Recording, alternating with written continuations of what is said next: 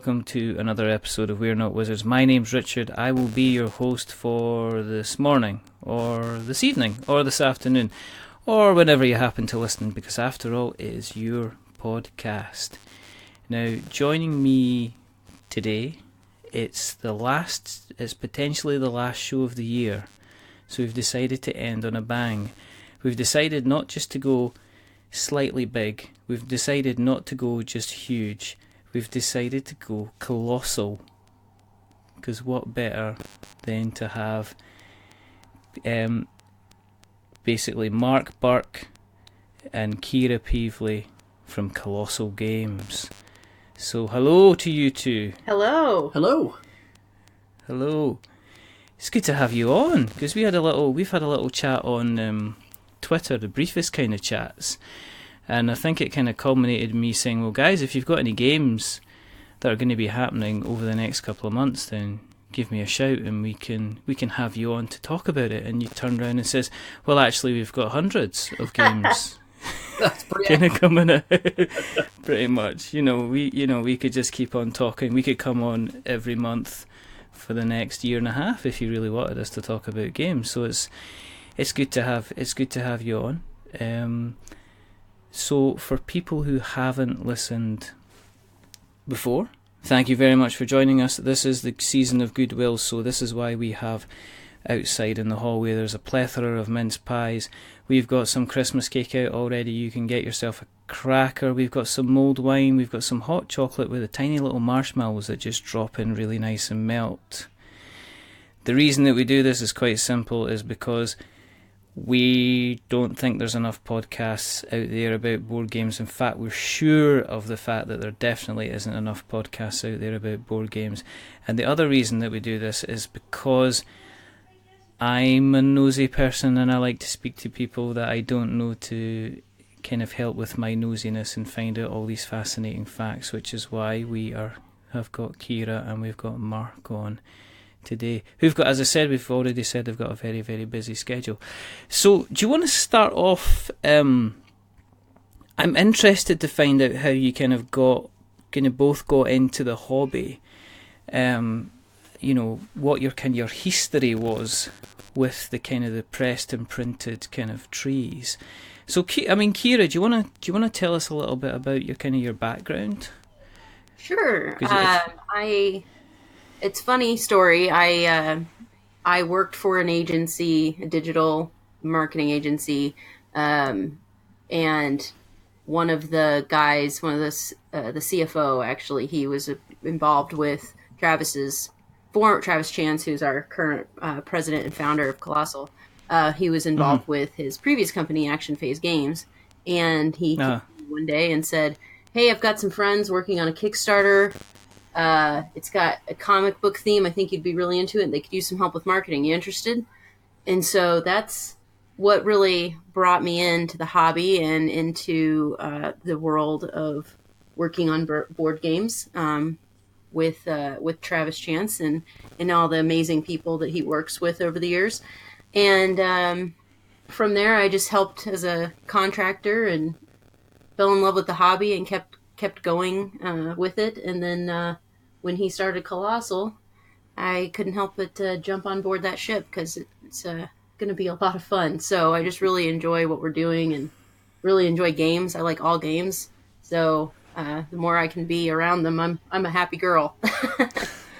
From being kind of in a situation of being outside the hobby and stepping in, and I always use this analogy, it's kind of almost like Willy Wonka's chocolate factory, the Gene Wilder version, the original and best. When they open up the door into kind of like the chocolate room with all the garden and something, it's like opening up the big door, and it's kind of introducing people to kind of like the more unusual, I guess, kind of closed off kind of board game kind of hobby. Is kind of you're kind of exposed to kind of all these different kind of wonders that you never really know kind of existed unless somebody kind of took you by the hand and kind of shown you. I mean, was there any is that what you found? I mean, is that what you saw? Were you aware of all the different types of games that were kind of going on before you kind of got involved in the industry? I think I had an inkling. I'm a video gamer as well, and so I dabbled enough that I was crossing paths enough that I knew that there were things out there beyond the basics, if you will. But the more, it was very much, your analogy is great, because then you open the door and you find all these, just, there's a game for everything. And I went to a holiday gathering with my family last night, and brought a few games to play with the younger kids and the family and everything. And I was showing my sister, and she's like, I've never heard of any of these. I'm like, yeah, you gotta get outside of the big box stores and go find a hobby shop. There's a lot of things out there for you and the kids to play you don't even know about. I know. Just so much. So much good stuff out there. What did you take with you then? What have you? Please tell me you had King Domino. Oh no, not last night. No, too little. I wanted to kind of ease in with something from a glance that the kids would jump on. So I grabbed my copy of Bees from Action Phase Games, Indie Boards and Cards. That was just a lot of goofy fun. I took, let's see, what else did I take last night? Now that I'm thinking about it, I'm having a hard time remembering. This is the thing. This is Kokoro. Because that's little kids. So I wanted to have a couple of, I don't have really little kid games, but I figured those two would be easy enough. They could, like a parent could help. And Kokoro, the little Avenue game, another Action Phase Games, Indie Boards and Card game. Just easy ones to play with the little kids. Have you amassed a reasonable sized collection? I mean, what I normally hear is kind of like cupboards end up taking over from kind of like basically from clothing space. So I feel like people start seeing the memes, that I can relate to, where it's like you have several games from the last convention that you haven't taken out of shrink yet, and a couple more. Then you're like, oh, I'll just back 6 more games on Kickstarter or something. Have you reached that? Have you reached that point? Have you reached that point already? I mean, that's pretty impressive. I mean, now at least. So but I've got a lot I haven't touched, unfortunately. Working on putting together some challenges for my friends and I, so that we can dive into more of them. What have you got that you're particularly kind of wanting to get the shrink wrap off, or at the moment? Or are you kind of like, I want to keep this one nice for when I really want to... it's kind of a combination of both, but right now my big two, I would say, are, now that I think about that, I'm like thinking there's 4. It's actually 3. So, it's like the Spanish Inquisition. Well, there's 3 games. No, there's 5. Yeah, I still haven't broken to Tiny Epic Quest yet, which is high on my list, and the expansion for Tiny Epic Galaxies. Those are both high on my list. And then I'm a big Tiny Epic fan. But then I've also got Near and Far and Photosynthesis. I'd really like to get out on the tail, especially Photosynthesis, because it's just so I've heard some amazing things about Photosynthesis, just in case of kind of like from a visual perspective, how absolutely kind of fantastic as a game it looks. And it's one of these things that you can look at the game and just having a glance at it and seeing people playing a couple of moves, you can kind of very quickly and very easly kind of get the game. Mm-hmm. It looks wonderful. That's what attracted me to it. It's got I was really impressed with the game box itself when it showed up. It's just a very attractive looking game. Probably 90% of the reason that I was after it. Heard that it's not as friendly as it looks, which was another bonus. I thought that seemed really fun, and so I'd say those are my big 4. So has the Christmas list kind of changed from, I don't know what to get me, because this is what I find. It's like I'm in my 40s now, and it used to be a case of, I don't know, get me some, I don't know, I maybe could use a socks, or I could do another work shirt, or, maybe a tie, I don't know, the frying pan kind of maybe needs replaced, so you could always get me that, and I always like car mats. Car mats are good, and now it's kind of like people come up to and say, what do you want for Christmas? It's like, I have a list that will probably last me for about 5 or 6 Christmases. Do you want the list with the expansions? Do you want the list without the expansions? Do you want the list of accessories that I want? Do you want the list of stuff I can only get from the States? Do you want the list of stuff that I can only get from Germany? How far do you want me to go? So it's kind of like opened up so you have to be kind of more and more selective. What about yourself, Kira? I mean, have you now got like a Christmas wish list, even though you've got a pile of games you've not played yet? Are you still kind of like, well, that Charterstone looks quite good? Oh, yeah. Speaking of, yeah. Actually, yes. It's funny. My husband and I, yes, between the two of us, it's more around games and stuff like that. But the rest of the family, we get a little kind of overwhelmed by it all. And so instead, it's more like, okay, we need furniture to store all the games. So we'd like to upgrade our current shelving system to maybe some IKEA furniture. So gift cards for IKEA would be great. That I remember that was a big conversation this year. Was it's time to upgrade some of our shelving. Are you considering Kallaxing then? Yes. Is that where you are? We have a combination, like in the room that Mark and I are in right now. Actually, is my home office, and it's all Billy shelves. So it's kind of taking the place of some of the game storage for right now until we get the Kallax. But yeah, that's the idea, is to get a nice big one and just get that out of the way and get the games, the good standard game organizer in the house. Would you say that's correct, Mark, looking at the shelving? Is it in a poor state of affairs that needs an upgrade? I wouldn't say it's a poor state of affairs, but I mean, it's definitely, when you're looking at the Kallax shelf, I mean, it's would certainly be an upgrade. But what I'm looking at is a combination of board games and a nice book collection of like some nice standard novels, Stephen King and Asimov and those kinds of things. So, well, I had to get all these bookshelves, and they're IKEA too, these Billy bookshelves, which they're wonderful. They do good for game storage as well. But I have inherited my dad's sci-fi book club collection. All right. And I just have all these, just unbelievable amount of books. And I can't, I was out of place for them. So I was like, I'll get these Billy bookshelves. And so they take up almost every wall of this room. And then the Kallax is going to go in our gaming area, which is also our kitchen. So it's going to go out there because we realize we don't want to have to walk away for the games all the time. We want it to be where we play. It's going to turn into like an episode of DIY Rescue or something like that. Right? Probably.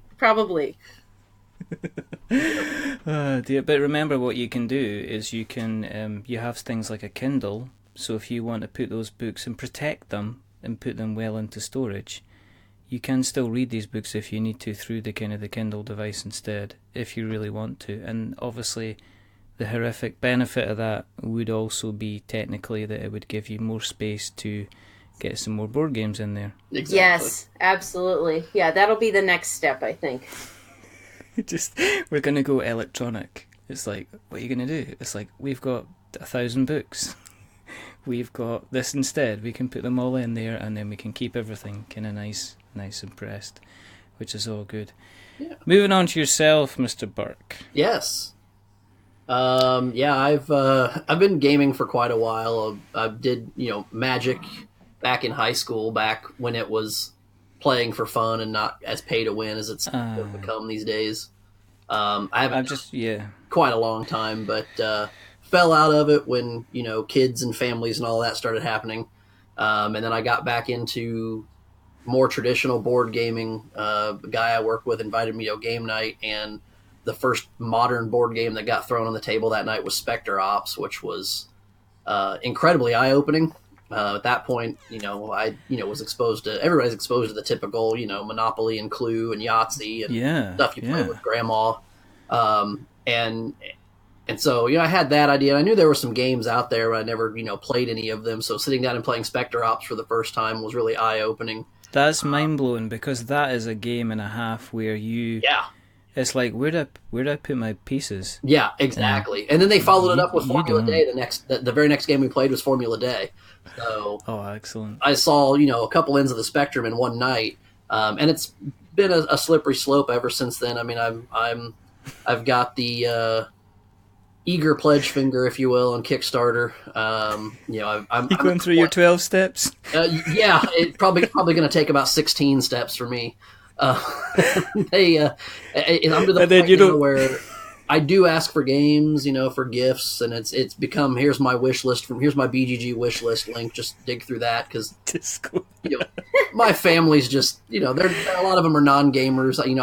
I could say Charterstone to them and they're not going to know what it is. So here it is on the list. Just click this and you can buy it from Amazon or the local store and pick it up from there. So they're going to be like Mark. Yeah, I thought you were going to be like a community manager. I didn't realize you wanted to be an architect as well. It's like, no, that's not a Charterstone. That's not what kind of Charterstone needs. Yeah, that's what they say is like the 12 steps for like overcoming kind of dependency and stuff like that. But what they didn't realize is I've got the +4 modifier on as well. I love it on as well, so I'm fine, kind of thing. I love it. Not got. I'm outgrowing the shelves that I have, which is sad because I actually just got a 4x4 Calyx added to the house like a month ago, and it was full as soon as it was built. And I need to get another one, but now it's become, well, before I can get another shelf, I need to get a bigger house, or one of the kids needs to move out and go to college or something, so I can have their bedroom. I'm just out of space at the house, so it's now. And I've got Kickstarters that are still coming that are being fulfilled. But every time one shows up, I get excited because hey, I've got this brand new game, and then my brain immediately goes to where am I going to put this thing? I mean, you can live off rice and beans. Yes, you can. Yes, you can. You do not need, and that washing machine, that's just that's ecologically unfriendly. There's nothing wrong with going down the local river and just bashing those clothes off the rocks with some water and some soap suds. You'll be done. You'll be done in no time. I like that. Well, we're getting cold enough here where we are that I could take all my food outside, leave it out there in the cold, and get rid of the refrigerator too. Sure. So it's been it's been interesting. I still have I've got the giant shelf of shame of games that are still in shrink, and some that have been taken out of shrink and punched, but never played. Just put them straight back on there. Yeah, exactly. I haven't punched either one yet, but I just got Dinosaur Island and Wasteland Express showed up at my door last week.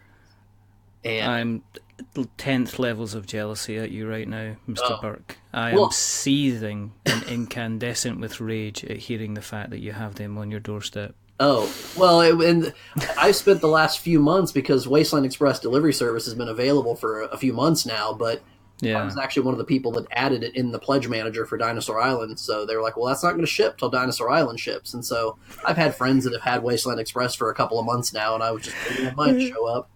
And you just end up doing like a Vader no kind of thing. Yeah. No! And then people will just bring it along to taunt you, and it's like, what you got in the bag? Well, I got some Power Grid here. Got some Spectre Ups here. I might play a bit of Star Realms. I've got some Isle of Skye, and what's this? It's a Wasteland Express delivery service, but we're not playing that. Yeah. It's funny you should say that. I was actually at a game night with some friends, and that was one of the games that was on the table to pick from, and I think we played everything but that night. Oh my goodness! It was disheartening, but at the same time, I was like, I'll have my copy soon.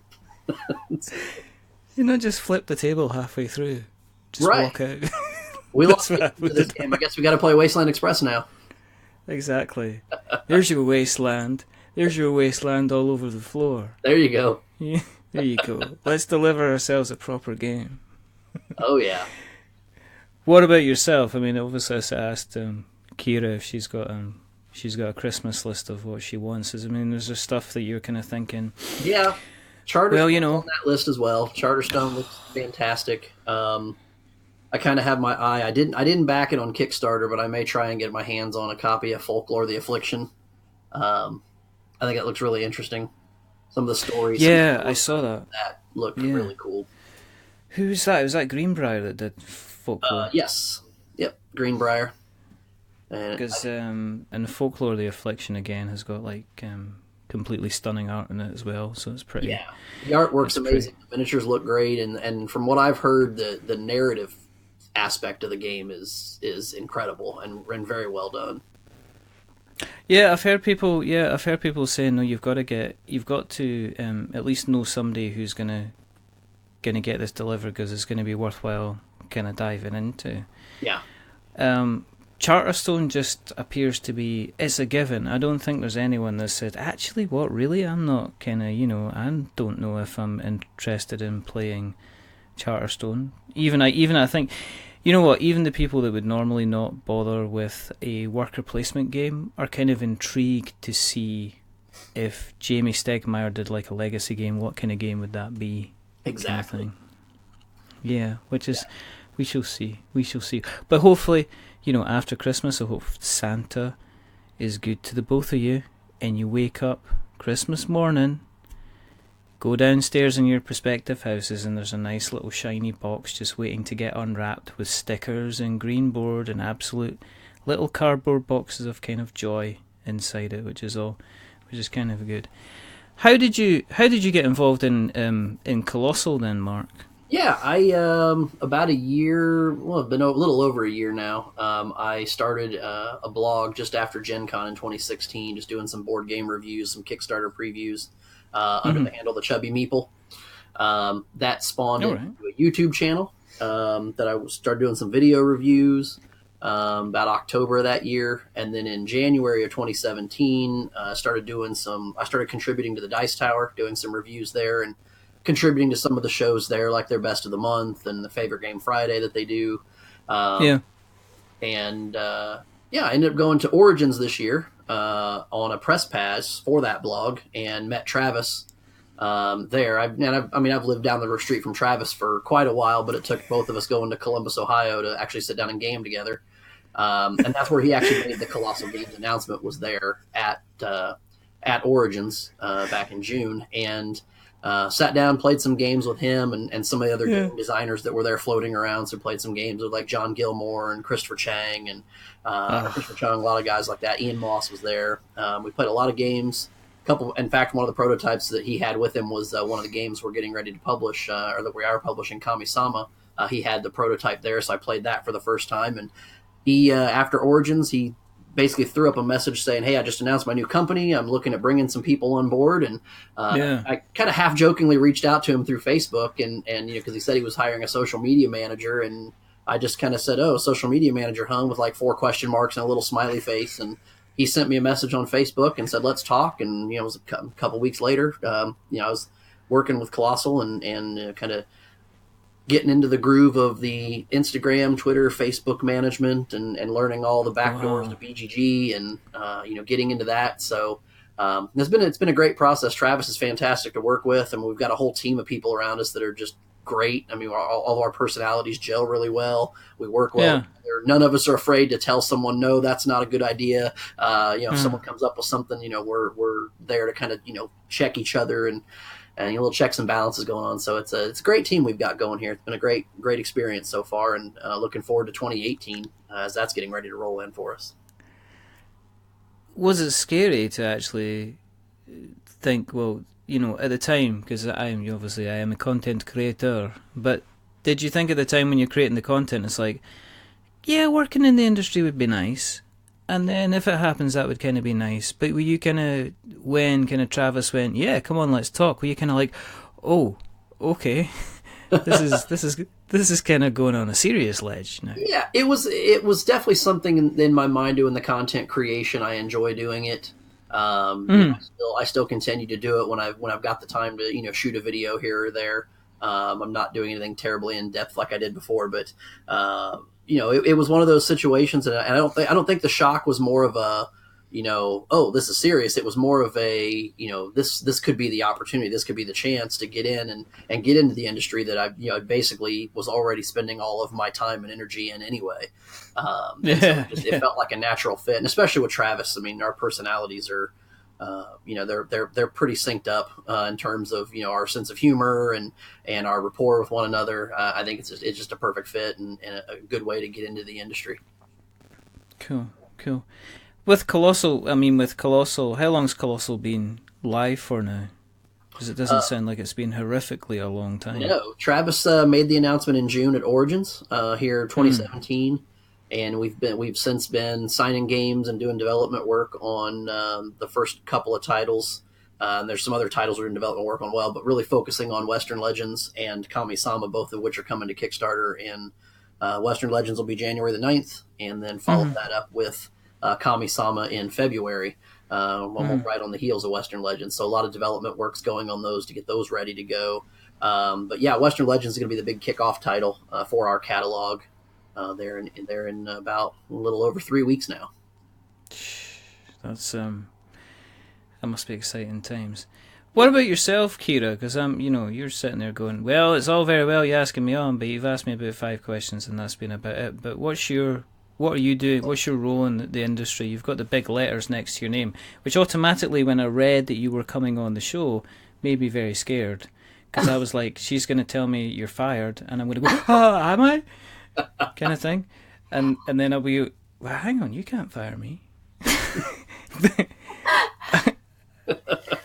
So, yeah, I'm really, I'm Travis's partner in this whole thing.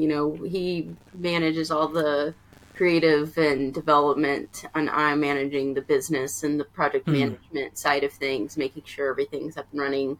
I'll be working, working with the different designers to get them set up within our project management systems to make sure that they're getting what they need from us and vice versa. And then also, working with Travis and the rest of the team on finding the new games. But then, lastly, I'd say the end of it, right? So I think probably the part that most people are worried about is the fulfillment, the production and the fulfillment side, and making sure we get games on time to everyone. So that's going to be a big focus for me as we continue forward, is making sure that we're delivering quickly to our backers and everyone, to make sure that they're getting the games nice and early, and there's not too much of a wait time in between the end of a campaign and getting it in their hands. So you're not just like a CEO off the telly. You don't just swivel around in a big chair and go, Mark, get me coffee. No. Not at all. You're like this, you're like that. This is opening spreadsheet 15, saving spreadsheet 15 with this title, having to plug this into our project management suite, and I'm not getting out of here until Friday about 10 o'clock.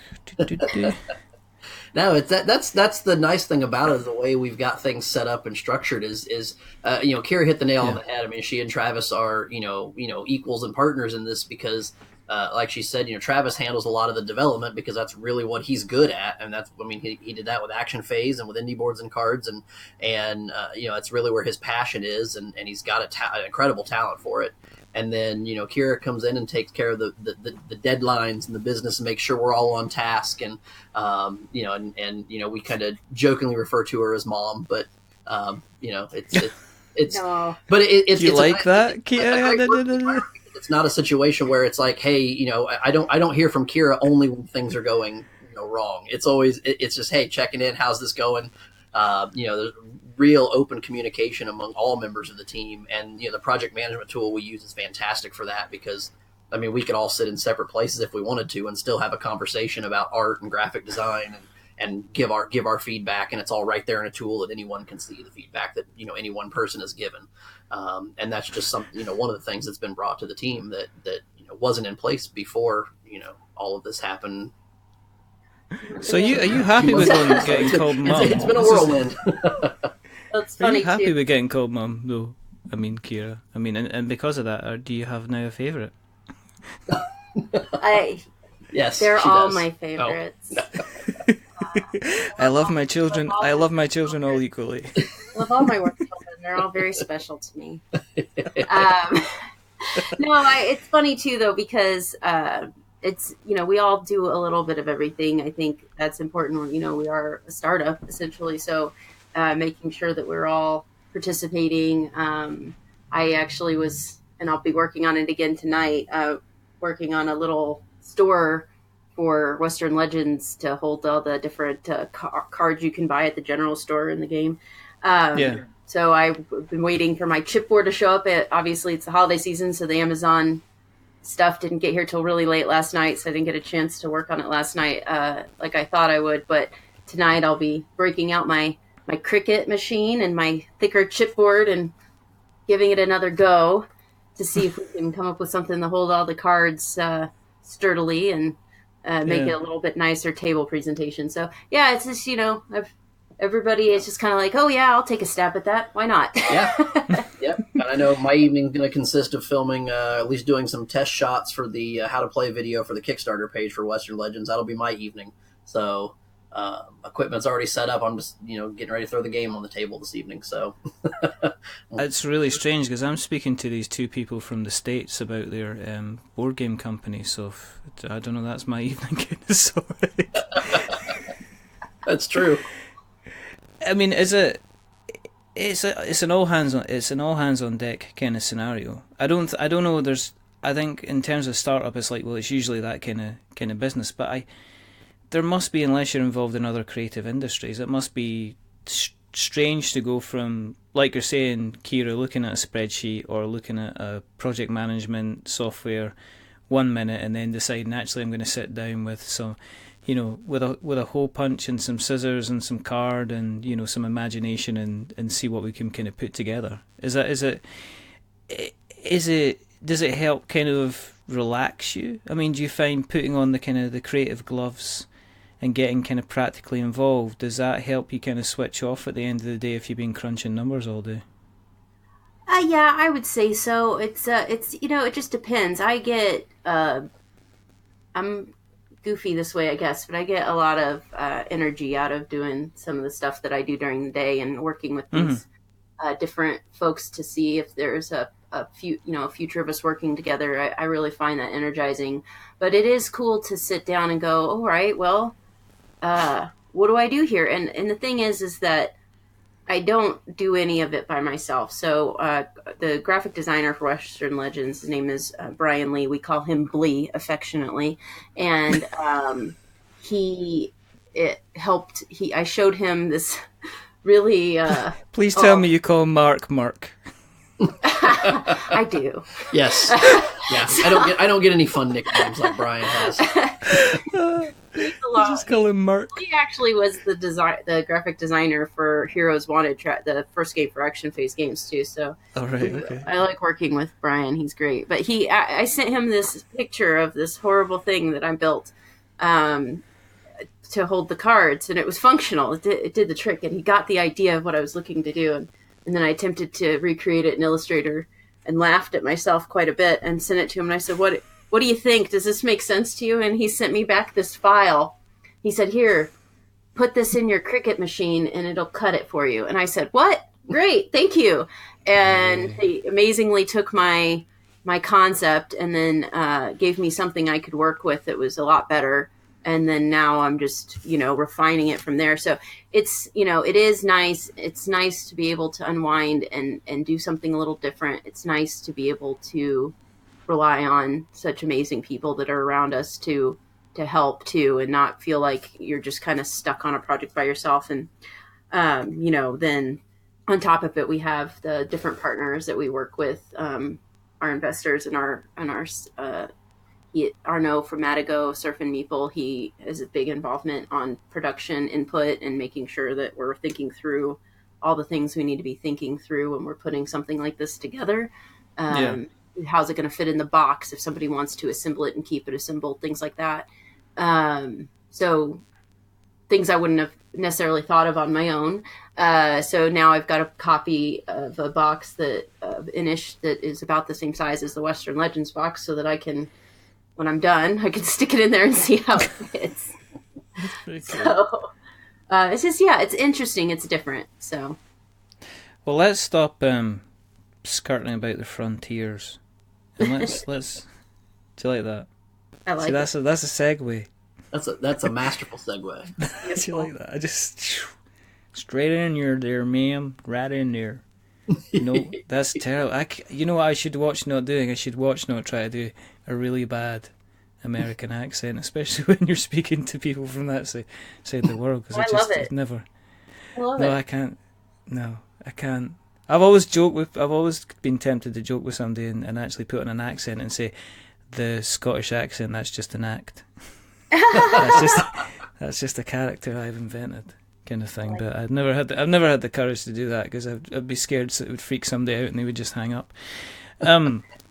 Let's talk about Western Legends. Yeah. Take me on a journey. Take me on a journey and lead me out into the prairie and tell me what I can find, and how far west do we go, and how legendary do we get? Oh, so west, so legendary. So this wonderful game is the brainchild of Hervé Lemaitre, French first-time designer, and just put together this cool sandbox, open world, feels like a video game a little bit in how you play, and you can choose your own adventure, so to speak, and whether you're going to be playing on the side of the law or not, as you are perusing all the different avenues in the game. So from playing poker at the local saloon, of course, you have to have a little bit of a poker element. Visiting the cabaret, mining for gold, robbing the bank or another player, fighting off bandits, whatever the case might be. As you go along, those different decisions you're making are either putting you on one track or the other. Not to say that you can't go down the middle and not choose to be wanted or on the side of the law, but you find that it's beneficial to look into those different avenues. Mark, you want to go on a little more? Yeah, I think one of the things that really draws me with Western Legends is when you hear the term sandbox, you immediately think, okay, this is going to come with a giant complicated rule set. It's going to take me a week to learn how to play this thing, and then we're going to sit here for 3 hours and not feel like we got anything done. But with Western Legends, it's the rule set is so simple. You literally take 3 actions on your turn. You can move, you can take actions at various locations, which is really where the bulk of the complexity comes in. And you can choose to fight other players, whether you're trying to rob them or you're trying to arrest them if they're a wanted player. It's a fantastic way of just kind of navigating and making your own choice as to how you want to go about the world. And we've then added the element of story cards. So, similar to the way Merchants and Marauders kind of brings the world to life around the players. It's not just the players influencing the world's influencing and affecting the players' decisions. There's a series of story cards that get triggered based on player actions. And if certain conditions get met, a player can put one of their story cubes on the back of the story card. And when so many cubes get put on that card, that event will trigger and, of course, have flavor text. It'll spawn bandits on the board. It'll move the sheriff around and get him chasing after wanted players. Or if you're a wanted player and you triggered it, you can move the sheriff away from you and give him a false lead. And then there's an event that, the folks who, the players who contributed to that story usually gain something. Some of those stories can hurt the people who didn't contribute to triggering the event. And it's a really interesting dynamic that, you could be going and decide, I'm going to play this game completely wanted. I'm going to go rob the bank. I'm going to rob other players. I'm going to rustle cattle and take it from one ranch and sell to another. And then something happens in the game that, you get arrested or something happens to you and it doesn't make sense to go that anymore. And you have to switch up your strategy mid-game and maybe now be a lawman. Or just, I'm just going to go right down the middle and I'm just going to spend the rest of my time just mining for gold and try to earn my points that way. But it's a really elegant game, and it plays up to 6 players, and even at a full player count of 6 players, you're looking at 90 minutes or less at a play time. So it's really been streamlined a lot in the development over these past few months. Yeah, I mean, that's important nowadays. I think that there is push, and there's always push to have like long games with massive, beautiful mechanics that kind of work like clockwork, but then you essentially need to take a day off work in order to be able to play them. And I think if somebody says to me, well, it's a 90-minute game, I'm thinking, great, I can take that long to the club. I can get it played if I'm learning it for the first time. It's not going to take that long for me to learn it. I can teach other people at the same time, which is always really good as well.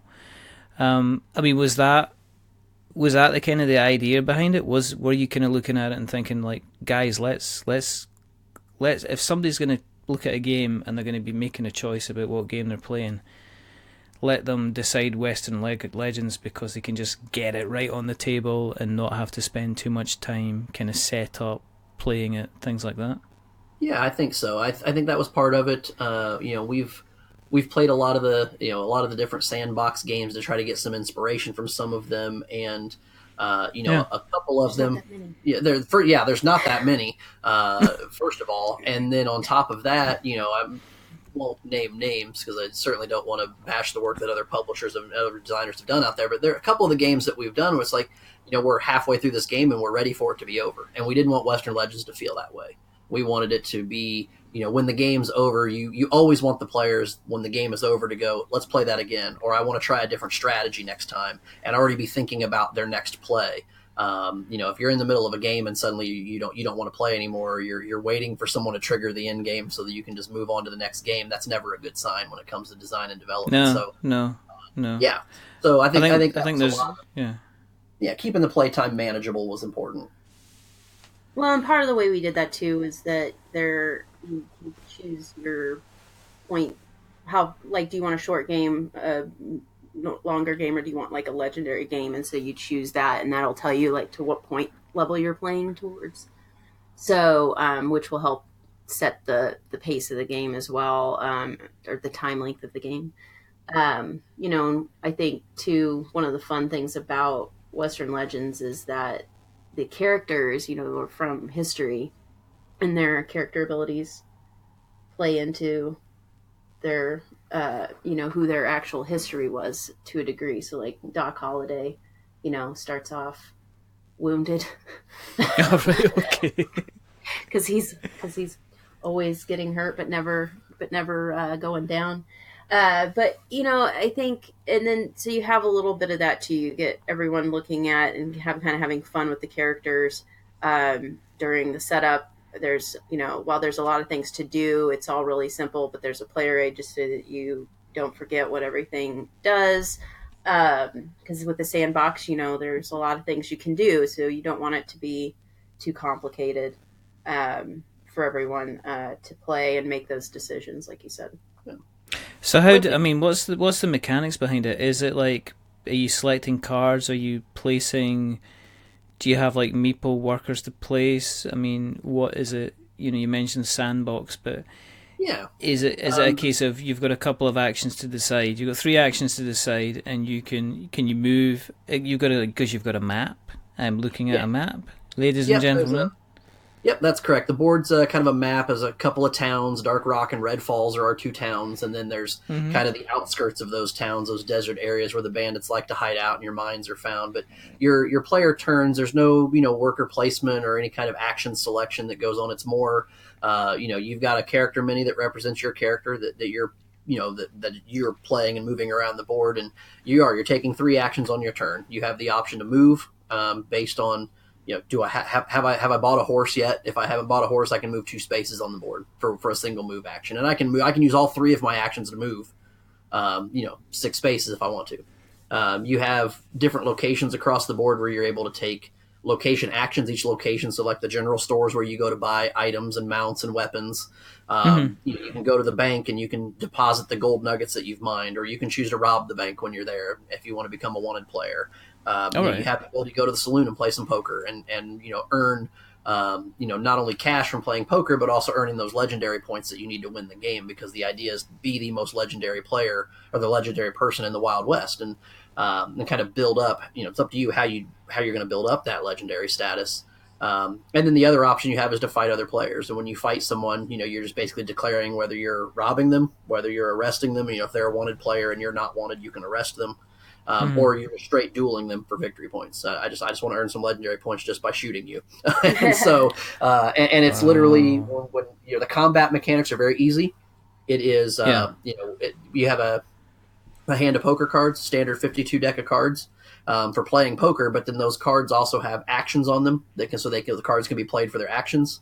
And then when you're doing battle, you're doing your combat. It's literally just a high card draw And then there are different cards that you can also play and different weapons you can have that then mitigate those cards. So you can, you could have a particular gun that, reduces your opponent's card by a value of 1. So, they may play a queen and think they got you, and, you play a queen, but your gun bumps their queen down to a jack and you win. So it's straight high cards. There's no complex fight mechanics to it. We wanted to keep that straightforward and simple as well. And it lets the players also plan out, does it make sense for me to go over and shoot this other player based on what's in my hand? Because you're not just, I'm going to attack and then based on the die roll, determine who wins the battle. It's more, what do I have in my hand? How many cards do they have in their hand? And what are the chances that they've got something better than what I have? So there's a little bit of strategy to it as well. Please tell me that you have written into the rules that in order to do the gunplay battle, that both players have to stand up, face each other, and take their cards, hold their cards at the side of their hip, and then you both have to go draw. It's funny you should say that. Please tell me that is... But when we were playing last week with some friends, and everybody would get their cards selected, and they would have them, and they would yell "draw" before they would flip them over, and that was funny. You have to actually say that. As whenever we talk about the fights, I always put my hand at the side, like I'm getting ready to draw my gun at high noon. You have to. It feels right, doesn't it? Yeah. I think you just have to. I think you have to kind of bring it in as well. You have to go, "I'm calling you out, Burke. Yeah. Lily-livered." I like it. Yeah. You lily-livered, lazy, work-shy fop that you are. You get your butt out of here, and I'm gonna make sure you're going 6 feet under. There you go. And then you just stand in front of each other, and then what happens is that you could get a bonus. Whoever pulls first. Oh, that's a card. You have a draw bonus. Oh, you have to put that in. That's my contribution to your game. You have a card in the deck that's a draw bonus, and you have the option to play the draw bonus, and you have the option to be the quickest hand in the West. And then what happens is you stand up and face somebody, and then you do the draw thing, and whoever draws first, you get like a +1 on your attack. You writing that down? Your right hand on your hip, and before they draw, you throw sand in their face with your left hand. Yeah, you could do that. Anything like that at all. You could do anything like that as well. You have to put that in. You don't have to put it in. It's your game. Come on. But on the back of that, in terms of Hervé's involvement in the continuing development of the game, has he given you the game and you guys are developing it, or is he still very much involved in the designing, developing aspect of it? Both. So right. Definitely put it in Travis's hands. Travis and AJ, our other developer, and they go through and do the play testing. But there's a communication with Hervé. Hervé is doing his own play testing as well. We're communicating those ideas and changes and suggestions back and forth and testing again. We're really done with development at this point. It's just minor adjustments as we go here because we want to make sure that it was ready for sending off some of the copies and stuff for the Kickstarter launch. But it's been a really interesting process, and working with, and especially since our time zones are a little different, but he's so quick to respond. He has really great feedback and ideas. It's not just the development of the game that he has input on either. We work closely with him to make sure that the look and the feel of the game, the design of the game itself, the graphic design is all what he was hoping for as well. So, and he's been really good about giving us feedback. If he likes something, doesn't like something, we discuss it, we figure out what makes the most sense for the final product, and then we go from there. It's really cool. We definitely want to stay involved with the designer of the game, make sure that they get to have input throughout the process. Yeah, that's one of the. I'm asking. The reason I'm asking is because we in the latest episode that we just released, which was with Paul Grogan from Gaming Rules, that came up about, when a designer, at what stage does a designer hand over a game? You get some designers that when they sign up with a publisher, they're effectively saying, okay, you guys, here's everything that I have. If you want to go ahead and kind of make with it what you will, and then come back to me with any changes or feedback that you want to make. And then you get other ones where the designer basically is almost joining the kind of like the development team and is working the 9 to 5 alongside them, kind of still very much involved in the kind of the project. So it's kind of interesting. It's interesting to me in terms of just how the entire process works, how it's still, the development and the design of the game can still be a very, very kind of fluid process. In terms of the kind of the game itself, what made you guys decide to go down the kind of the Kickstarter route? Was there any particular reason? I mean, obviously the money is always a good one, but was there any reason that made you decide, well, Kickstarter is the way to kind of look at going forward with this?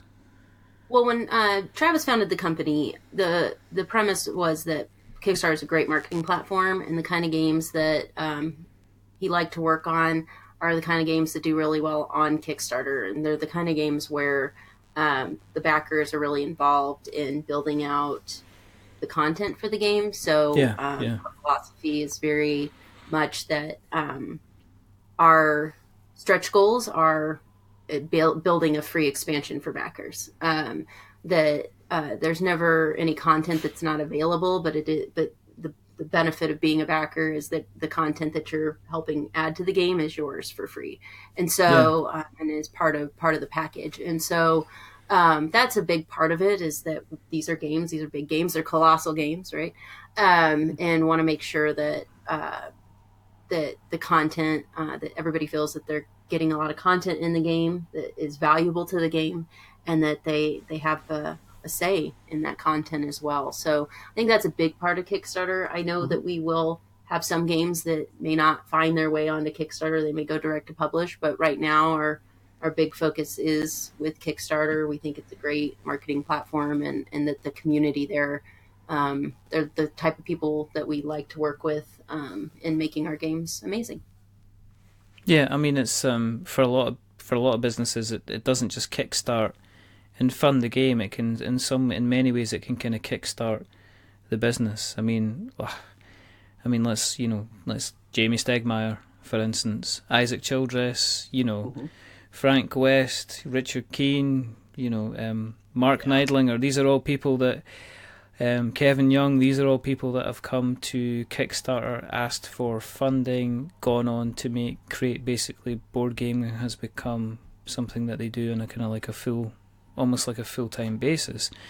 You guys are, it's strange because you're kind of approaching this from, you have a lot of experience, kind of what you're doing, you have the skills behind you, and Kickstarter is one of these things that's going to almost do both. It's going to help maybe establish the brand to people who aren't aware of who you are, but it'll also help to make sure that, that Western Legends gets out there to kind of as many people as possible.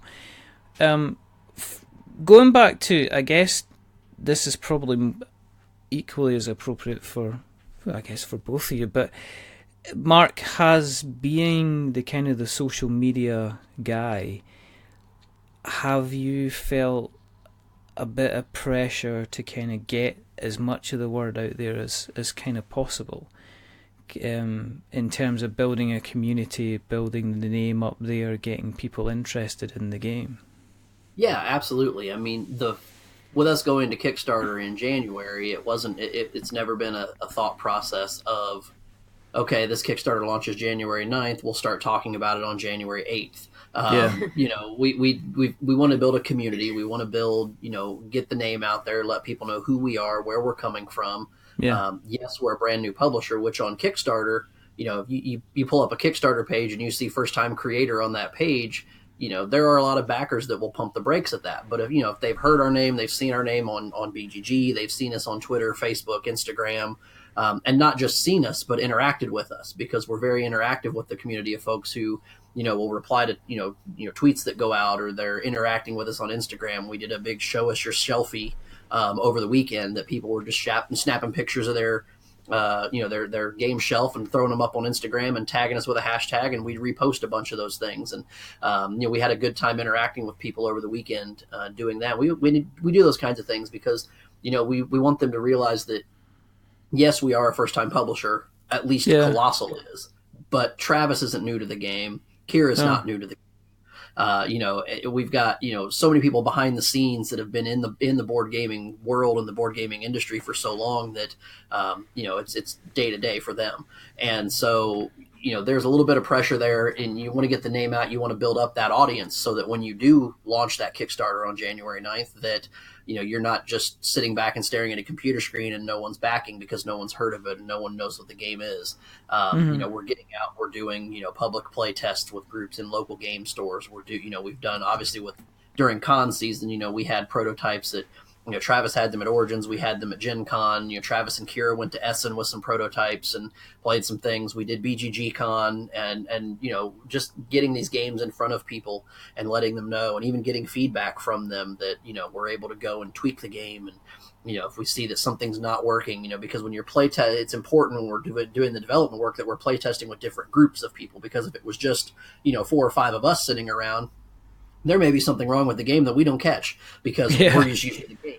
But you put it in front of a group of players who are playing it completely differently than how we're playing it, and suddenly something pops up. So, that's very important to get it in front of different groups as well. And I think the community building around that is incredibly important. Has the I think the other part of it is just that we're part of the community as well, and so we're not just being a brand, but the people behind the brand and letting people know who we are and that we're here to play. We're not going to just play our games either. When we're at these cons, we're playing with everybody. We're checking out other games. We're having fun. We're seeing our friends as well. It's not. It is a community, and that's why we love being a part of it. Yeah, I mean, people like to see a face.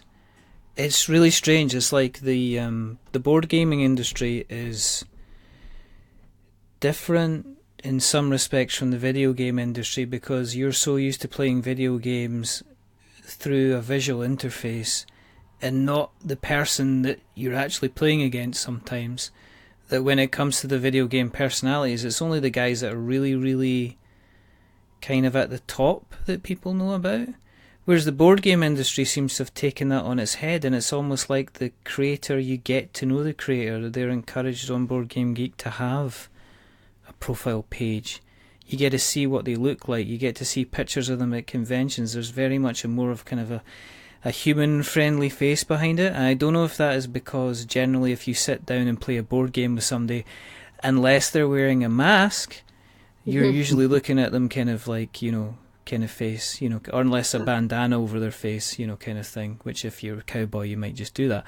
But it's still a very, very kind of face-to-face kind of entity. And I don't think you can reach certain levels, but even if you look at, say, even Simon, when they've done, when they've brought Eric Lang in to do designing on the games and he's now working for them, they still like to roll out Eric. Eric still gets rolled out to say, listen, let Eric talk about the game. And you still got a lot of people putting a face behind the kind of the designer, the development team to say, hey, we're people, we're trying to do a job here, we're trying to help create the community, which is kind of cool. Have you decided on prices for Western Legends then? Have you decided, what's in, how much you're going to get in the, you obviously know how much is in the box, but you know how much that price point's roughly going to be at the moment? Or is that still in a spreadsheet somewhere? No, both. No, it's a $70 price point. It's definitely a big game. There's a lot in there.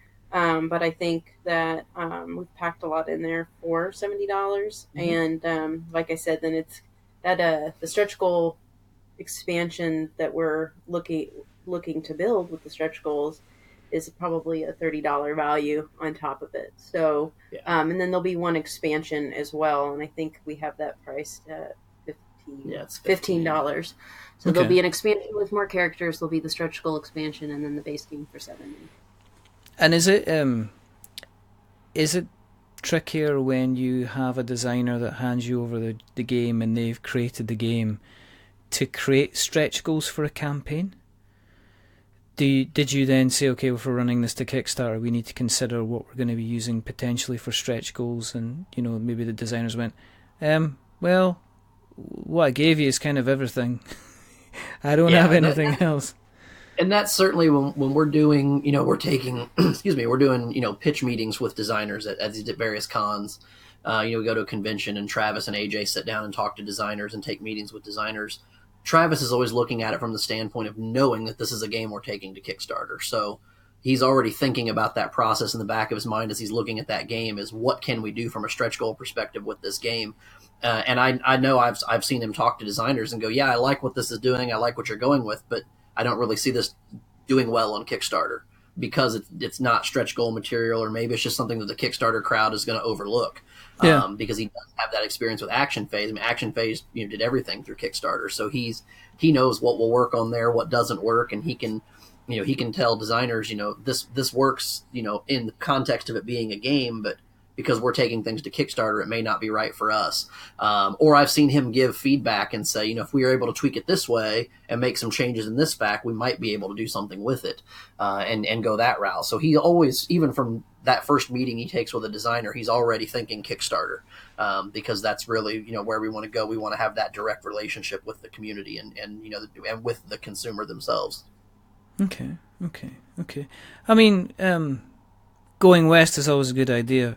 I mean, typically if you're heading in the opposite direction, it appears that you also have something for those people as well. Because the other game that you got coming out is going to be Kami-sama. Correct. And that's February. So obviously I'm aware that we have taken up an awful lot of your time as it is, but do you want to, have you got enough time to tell us a little bit about Kami-sama? Yeah, absolutely.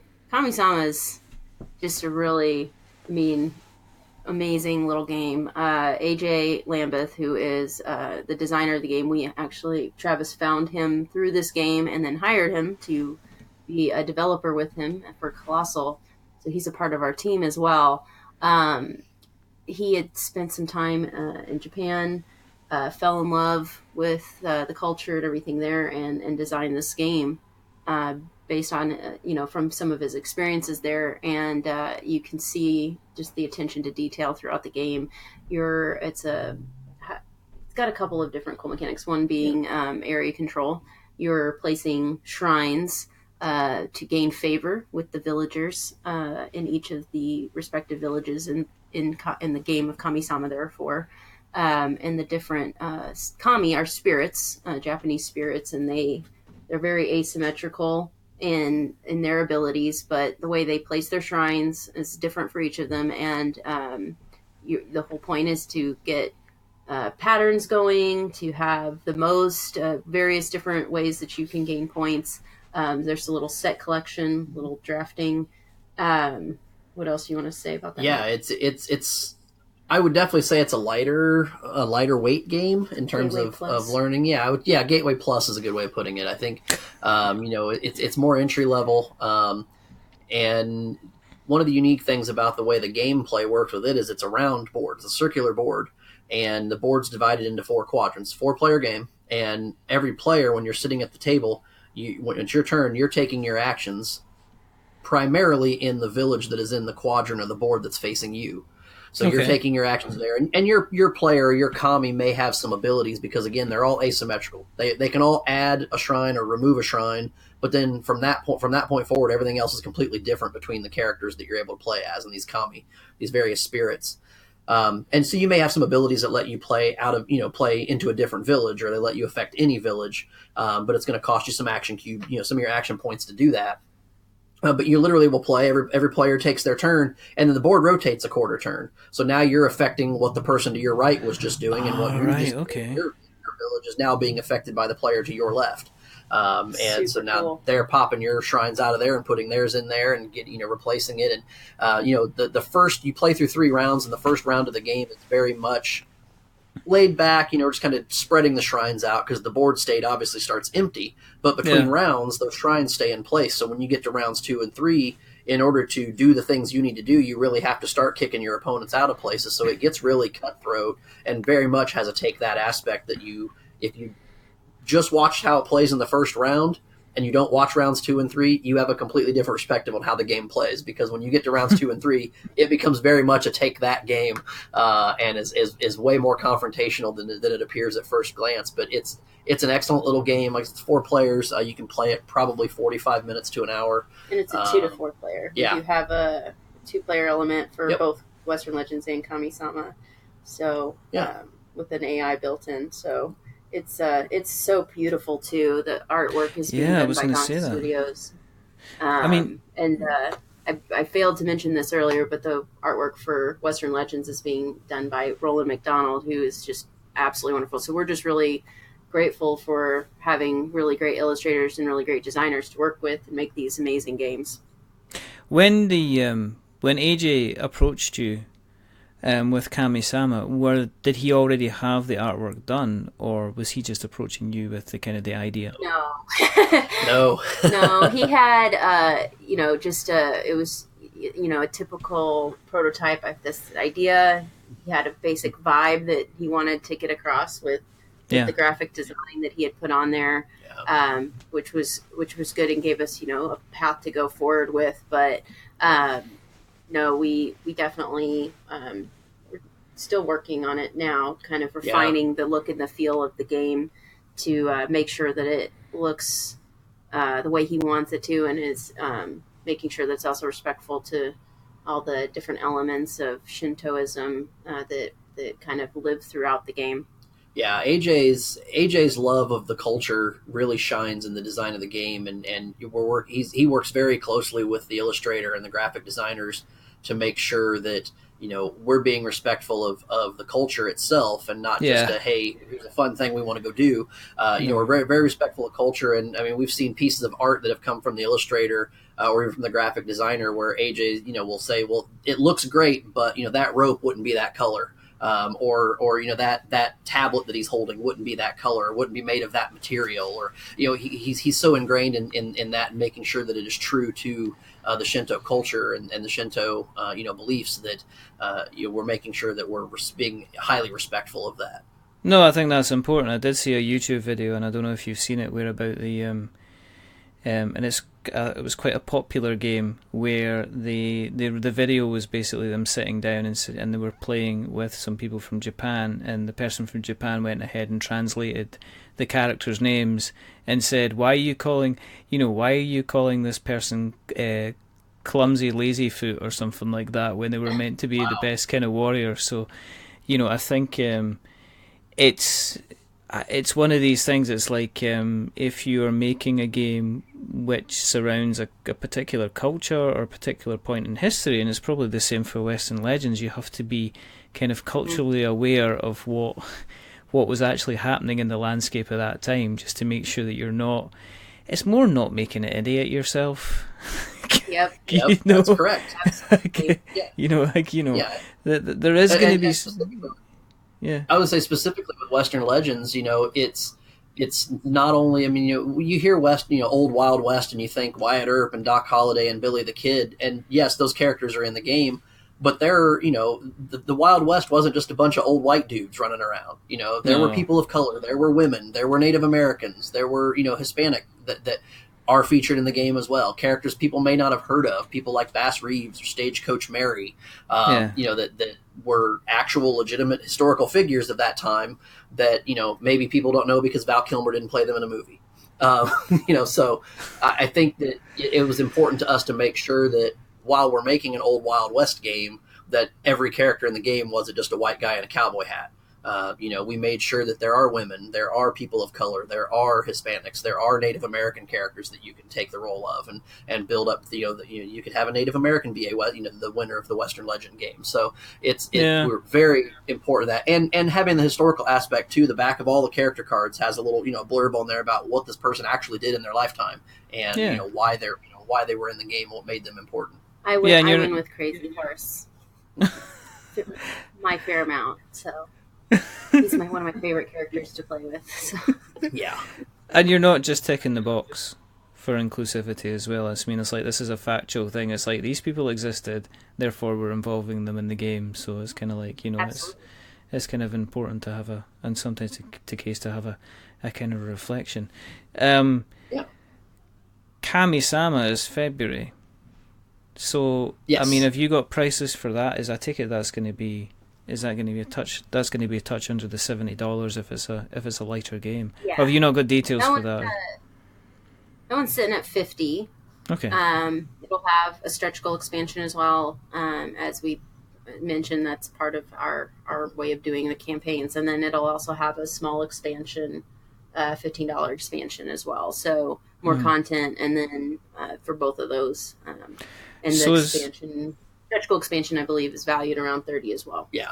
So the stretch goal expansion, that's just an extra expansion that you get for them reaching the stretch goal. You're not doing and we've unlocked an expansion that you can buy for $30. It's kind of like you're getting this $30 extra of value. Yeah. Right. Yeah. For our backers, these are the stretch goals that have been unlocked, and we're basically including those with your pledge in a box, in another expansion box. And the idea behind that is, those stretch goals that the backers have unlocked that they're getting for free with their base pledge are going to be available in retail, and folks can go out and buy that expansion for their, they buy base game of Kami-sama for $50, and they want to go get this expansion. It's going to cost them probably $30 to get it retail after the Kickstarter. So all the backers are getting that at no cost. And then there's the smaller expansion that, is going to be in that around that $15 price range that, you'll be able to add right there during the Kickstarter process as well, and have some extra content available in addition to the stretch goals. So yeah, it's not a situation where this has been unlocked. Now you can go into your pledge manager and add it for another $30. Yeah, that kind of I would stay away from stuff like that. Zone, but not the way we like it. So it's not the way we do it. No, I mean those are the Kickstarter campaigns that play on my acquisition disorder. I get in on the base level, and then they're like, "Hey, we've unlocked this add-on with all these great characters." I'm like, "Well, I want all those great characters," and so then suddenly a $100 pledge by the time I'm done with the pledge manager is a $400 game now. Oh no! And it's like, what just happened? I have to step away from the mic on this situation, because otherwise I'm going to end up on Santa's naughty list. By what I might say.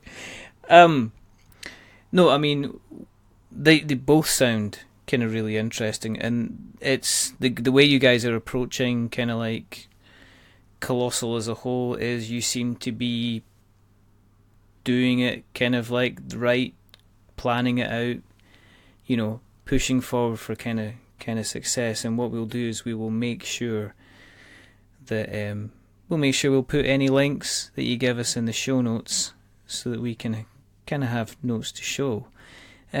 If people want to find you guys on the internet, what's the easiest place to find you guys?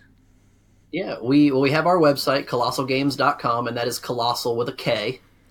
So, and I think K for Kickstarter, kolossalgames.com.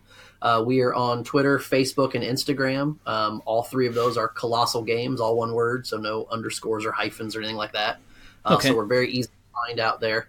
And then, of course, we're on BGG as well. You can just do a publisher search on there for Kolossal Games and see all of the, not only Western Legends and Kami-sama and those pages that are out there, but the other games that we've already added to BGG, because we know they're coming in our catalog in 2018, 2019. 2020 is that, in some cases.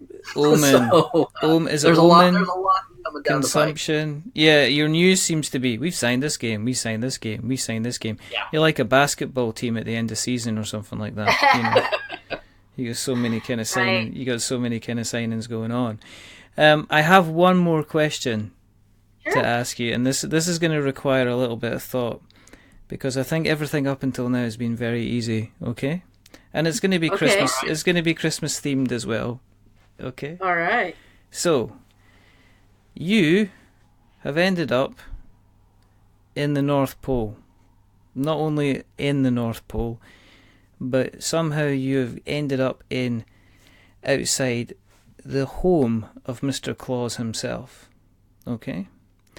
Now he greets you with open arms and big cuddles, and you get like lovely warm cups of cocoa, and he covers you in furs to keep you nice and warm. And he says that because both of you have been very, very good all year, you can go into his toy emporium and the board game section. And he says now, because he is a being of magic, that inside the board game emporium There is every single board game that you could dream of, whether it be first editions, second editions, whether it be expansions, whether it be Kickstarter exclusive, whatever you want, you can get your hands on. Unfortunately, he says that because it is about to be the busiest day of the year, he has limited space on his sleigh to take you both back to your respective houses. So what he says is that you're allowed to take 3 board games each. Which board games do you take with you from Santa's cardboard grotto? Oh, wow. That's a tough That is a tough one. Well, I think first for me would be I would want to finish out my Firefly collection with the last expansion in the playmat. There you go.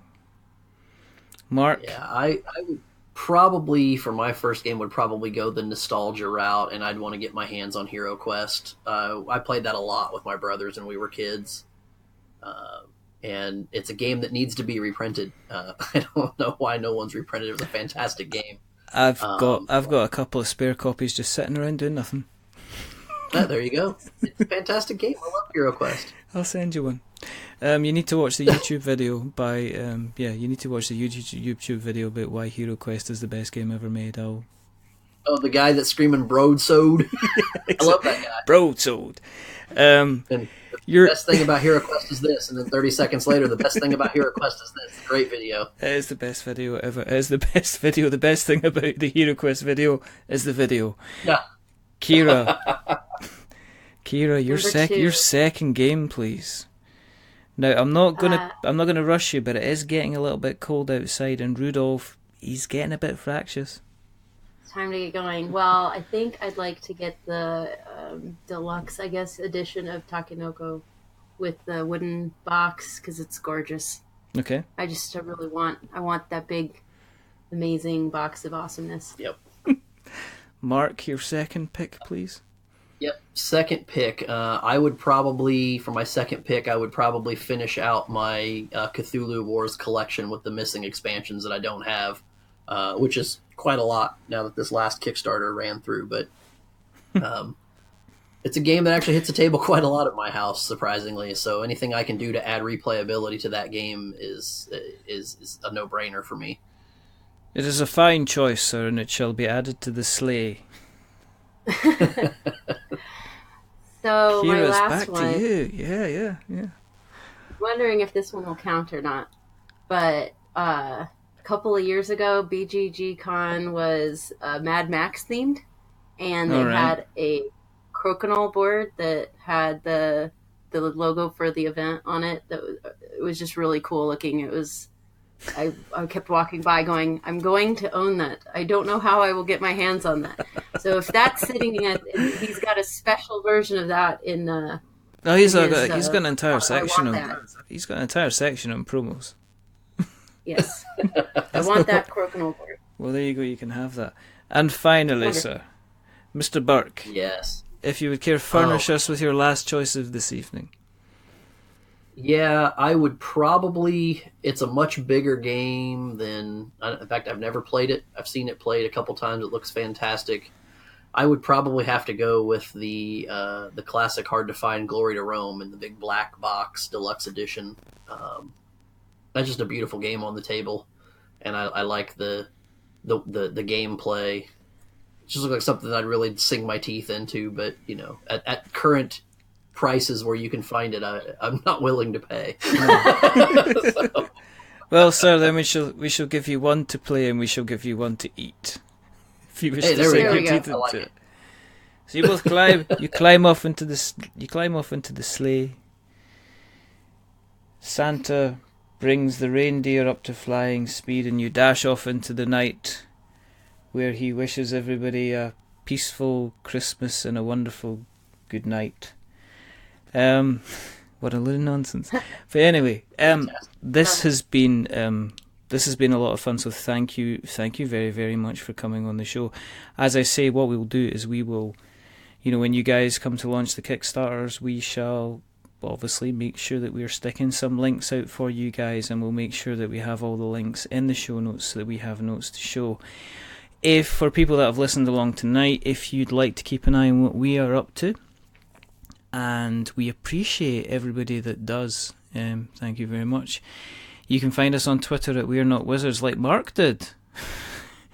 You can find us on Facebook, which is We're Not Wizards. You can find us on Instagram, which is also We're Not Wizards. You can find us on YouTube, because our lovely podcast host Podbean automatically put all of our podcasts onto YouTube.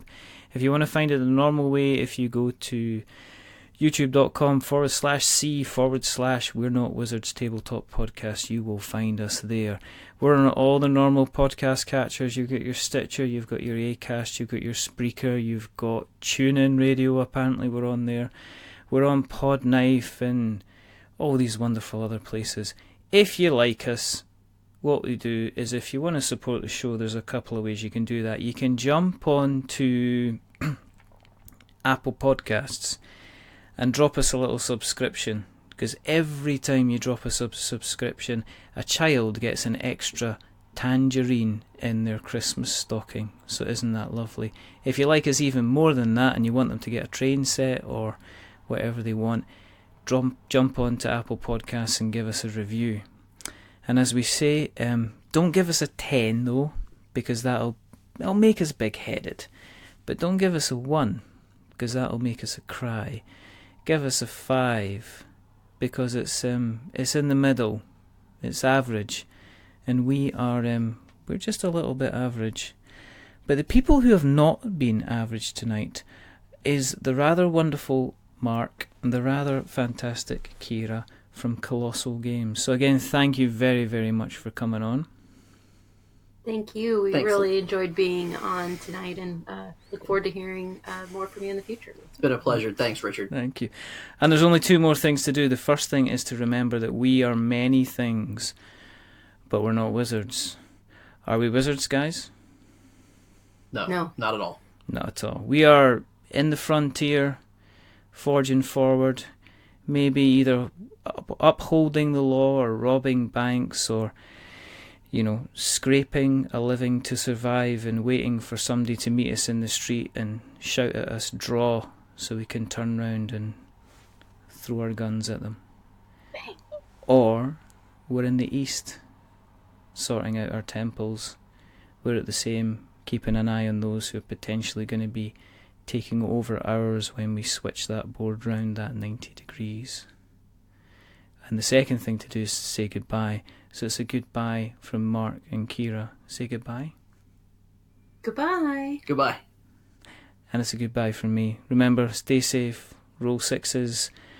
Have yourselves a very, very Merry Christmas. This has been a rather very fast-paced 2017, and we have lots more coming up already for 2018. For all our listeners, thank you very, very much indeed, and we shall speak to you soon. But until the next time, goodbye.